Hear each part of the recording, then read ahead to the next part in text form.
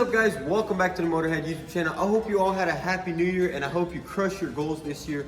As you know, in the last episode we got our truck back together and we actually tried to start it, but it was having some issues. And I just got here to the shop and Yuri actually said he found the problem, so I'm gonna go ahead and let him explain what's going on. All right, so in the previous video, we showed you guys where some of the wires were pulled off, where the coating was pulled off and they were stripped out. That's actually the same harness that connects the crankshaft position sensor to the ECM. And we couldn't figure out what was going on, and it was giving us a crank position sensor code. And this morning when I went under there to make sure the glow plugs were good, I noticed the wiring on the AC compressor pressure switch, it was stripped out the same way as the wiring on our temperature sensor switch. So them being all in the same loop, I'm thinking that the only reason the truck ran before is because the wires were not messed with, they were just there. And then after we took it off and put it back on, they got twisted up some more insulation came off. So something somewhere shorting out. We're going to go ahead and remove this harness and peel back all the plastic insulation and see if anything is touching. And worst case scenario, we just have to get a new harness. And it kind of makes sense because when we were trying to start it, it would kind of crank and catch on, but then it would. Yeah, it actually did start for a second, and then nothing after that. But it will run on ether, so like I know it has something to do with that because these motors will fire right up if you put air and pressure to them. So we're gonna take that off. We're gonna check it out. I'm almost like 95% sure that's the problem because there's nothing else that isn't plugged in or there's nothing else that's missing. We've got everything, and like I said, it did fire for like a second, and so I know it'll run. All right, so what's the first step? We need to pop off that AC compressor so we can unplug the crank position sensor that's behind it, and then just bring all this wiring up here. I'm thinking we should probably go ahead and just completely remove it off the motor. Because then we'll be able to completely strip it, get it all back, and make sure that there's no wires that are touching. Because, I mean, electrical is pretty dangerous. You know, it could have caught on fire. Because if you look right here, well, I guess you won't really be able to see it. Hold on, look right here. Check this out. You see that? That's all the wires that go to the AC pressure switch. They're all the insulation's missing off of them, and they're all touching. And the one that was on the temperature sensor, not only was it done like this, but it was also twisted up real good like that. This is something I did on purpose. Yeah, so we're just gonna remove all this and peel it back. And like I said, worst case scenario, we have to buy a new harness, which is not that big of a deal. Not the end of the world. Nope. So let's get right to it.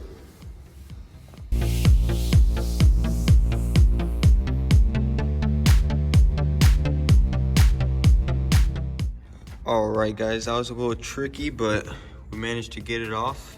Yeah, we got a little issue here.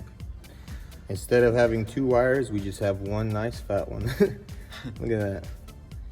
Dang, they're fused together. Yeah, they're fused together. I'm surprised. Is that what is that? This is the crank position sensor right here. This is actually what tells the motor exactly where each cylinder is at in the firing. So that's probably why we were getting that code, yeah? Oh, that's 100% why we were getting that code. And what's crazy is that we actually had the truck running before, so it's something that we did that caused this to fail even more. I think it was probably just moving it around, and then it most likely, yeah, because that, like, if you look right here, it's gonna be very hard to do something on here without getting those two to touch. Initially, I think when everything was there, nobody messed with it, nothing was really touching. Even if this was touching, it wouldn't matter because this is just the AC. But this is not that far gone yet, you see? It's still got the rubber coating on it. They just got so hot that they melted together. So we're going to take off the whole thing and then peel back all the insulation off of everything and see what's going on. And I'm really leaning towards the new harness though.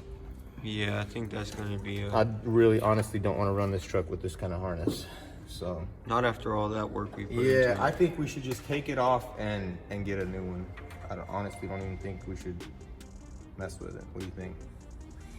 I agree. That's why I bought a new harness for my BMW. Yeah. It's just not worth it. Yeah, it's not. I mean, do all this work and then try to rig up the wiring, which the wiring is the most important thing. If the wiring's not right, it's not gonna run, so. Yeah, or it could even fail while it's already running and possibly mess something up. Yeah, easily. We've already been sitting here turning it over. What do you think, Vlad? think that's a good idea. What's a good idea? Fixing it or buying a new harness? No, because there could be something else melting somewhere. I don't know. Yeah, I mean, obviously it was an underlying issue to begin with, and then once we started messing with it, it got worse. And that's usually how it is. If you ever like did like some maintenance repair on your vehicle, and then right afterwards a bunch of other stuff started failing, that's usually how it goes. Because one thing, it's just like a chain reaction. It just keeps going. It doesn't stop. So it doesn't stop until you replace everything. So I think replacing it, I think we'll probably go ahead and put a new sensor on there too. There's no reason not to. Okay, but the main question is, where are we gonna get a harness? Good question. Yeah. Student. Student. eBay?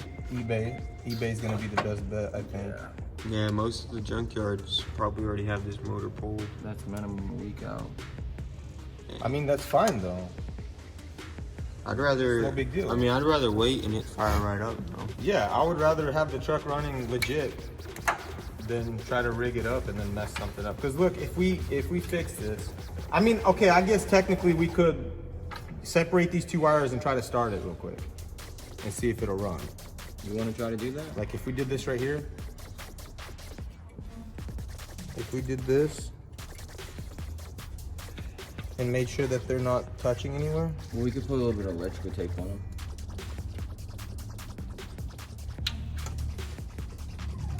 Oh, you see something else? No. Bro, I'd rather get a new harness. I don't even want to try to start it. All right. I don't want to mess up those injectors. Well, let's go ahead. Yeah, and do the harness. because they were dry fire. Okay, so we're gonna just go ahead and get this harness out. That way when we order one, we can just go ahead and throw it right back in.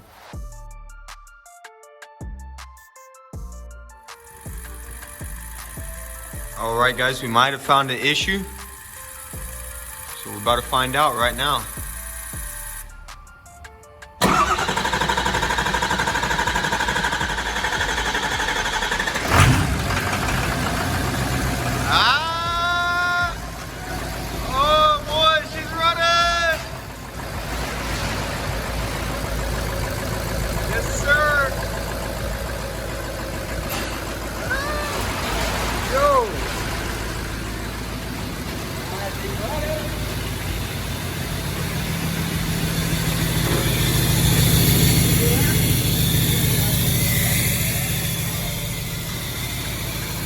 Alright guys, so we actually started digging into this motor trying to find the problem. We cleaned up the harness and it still wasn't starting, and then we figured we would try replacing this lifter pump. This was actually an aftermarket one that we bought off of eBay, and it originally worked with the used one that we bought, but we wanted to put the new one on here. So we decided to just switch it out and see what it do. And as you can hear, this thing fired right up. We're really happy about that. Now we actually need to go ahead and put all of our cooling back together and everything that we took apart because we were digging around in there. So let's get everything back together and get this thing warmed up, because I actually want to hear it rev up a little bit with that exhaust. So let's get right into it. All right, so right off the bat, we're gonna go ahead and put this AC compressor back on. That way we can get the servicing belt back on.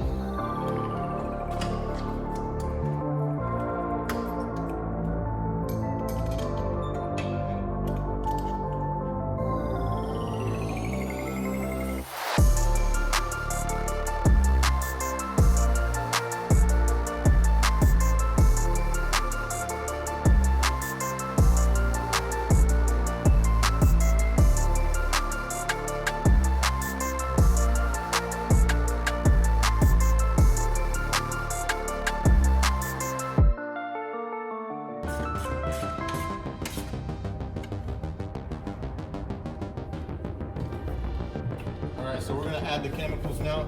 This is hydrochloroformic acid. It's going to add 500,000 horsepower. Special concoction means Latin. Oh, what's the funnel?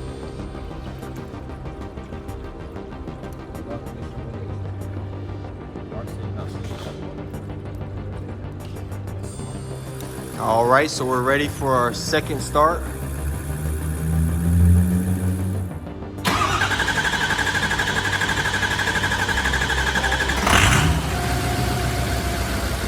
Yes, sir.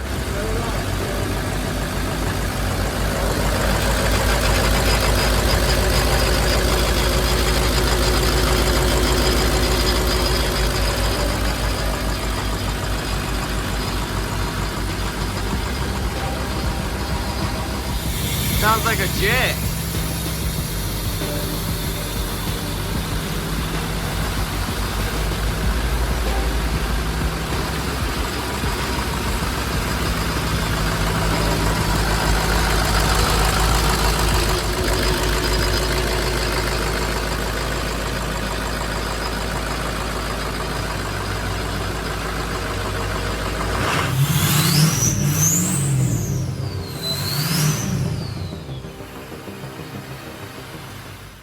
All right, just like that, guys, she's running nice and beautifully. Yuri, what's the computer saying?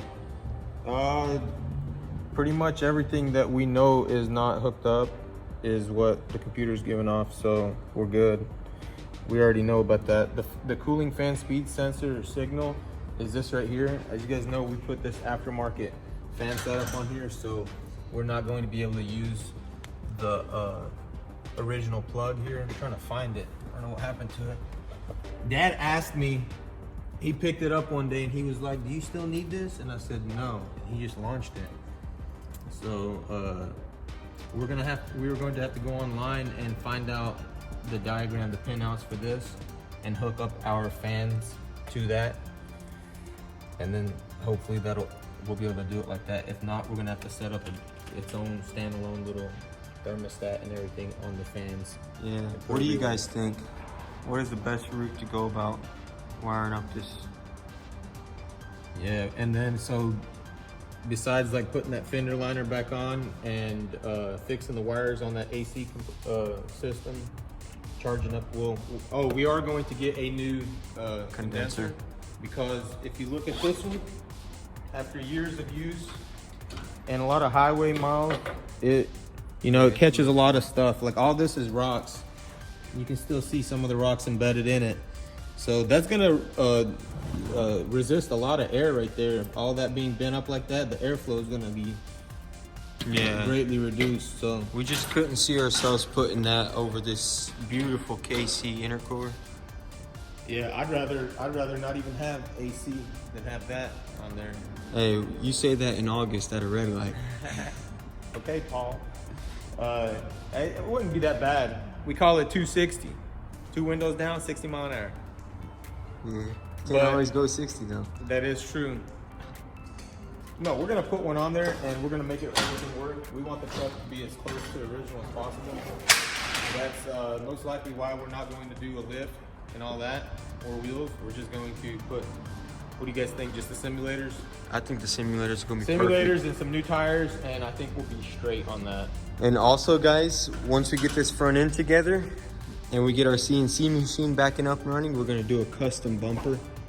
It's going to be super sick. What are you thinking on that? Well, we'd like you guys to throw some ideas at us at what you guys want to see us do, because honestly, I don't know what to go with, like what kind of bumper to build. Yeah, so if you guys see any companies that make bumpers you like, maybe send us the link so we'll have something to go off of. Yeah, just tell us what y'all think on that, because honestly, it's up in the air right now as far as definitely something special. What do you think? Do you want to color match it or black? I don't know. We'll see what it looks like, I guess. Yeah. Honestly, I wouldn't even be opposed to just putting a stock bumper back on there and just painting it. Yeah, that would be the easiest. That would be like, a logical, fast way to do it, because honestly, I don't like any of the bumpers that are aftermarket. They all look. See, the thing is I know why you say that, because you had to cut your bumper out on your Ram with the grinder. But imagine CNC cut, you just have to do the beads, weld it up. We could make it as simple as possible. Yeah, no, you're right, but we got to get that thing going, so we can do that. But besides that, I guess it's just the doors, the glass, the seat, and with the seat.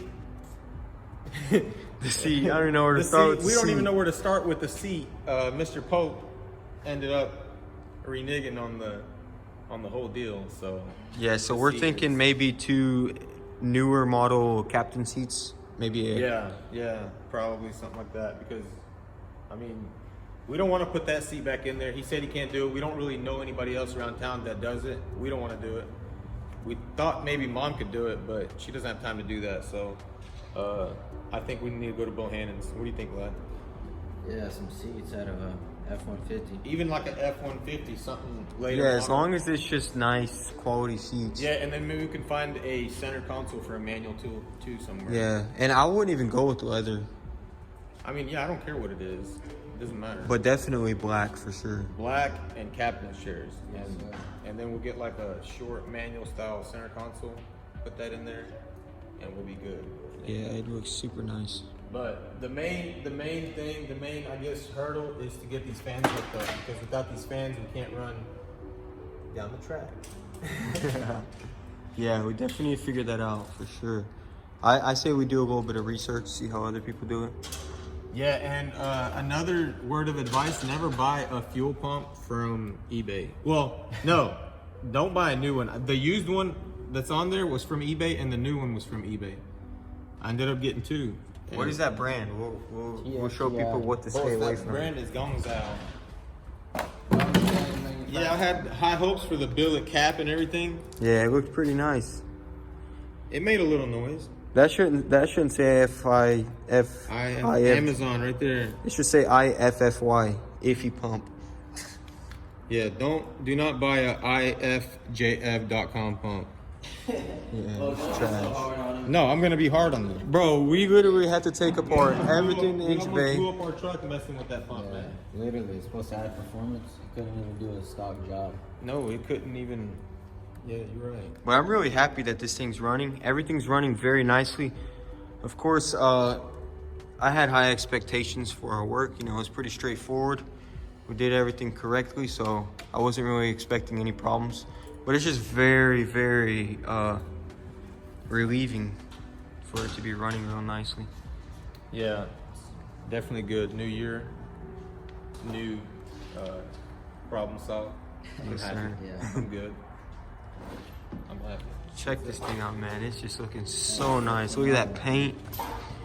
Paint's nice and flat. I can't wait till it's all done. Ripping down the road with that MBRP. It's gonna be screaming. Turn on that ignition. I want to try to start it. One little final start. And also, we gotta get that new clutch switch. Also, I think we need to charge our fuel system because there's some air in it.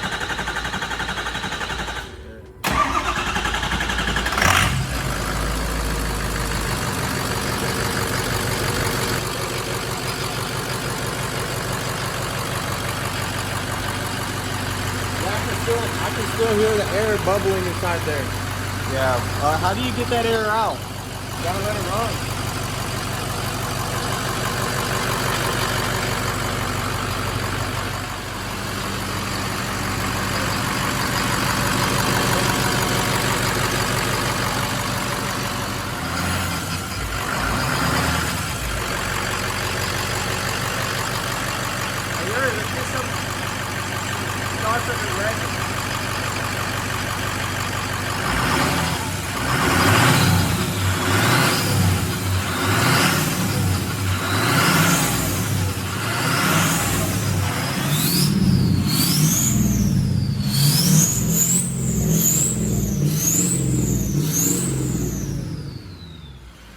Alright guys, so that was kind of a little stressful. This morning we came in, we couldn't figure out the problem. We dug into everything, and we got everything taken apart, but we found the problem, and it was actually something pretty simple, but it is good that we actually dug into it because we found those busted wires and we're able to fix them.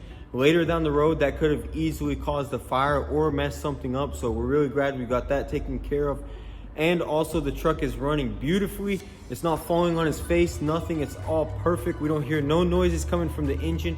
I can't wait to get this thing together. I want to take it down the road and see how it actually performs. And I actually want to hear that turbo in high boost. So if you enjoyed this video, be sure to hit that subscribe button. Comment down below what you think of the truck. How do you think it sounds? I think it sounds amazing. It literally sounds like a jet. Also, don't forget to follow us on Instagram at motorhead.co for an inside scoop. Like for instance, we posted this truck running and everything on the story. So if you want to get the inside scoop before the video drops, go over there and give us a follow. Thank you guys for all the love and support. We also do have merch. It's on vtune.com. I'll link it down below. Thanks for watching, guys. Peace.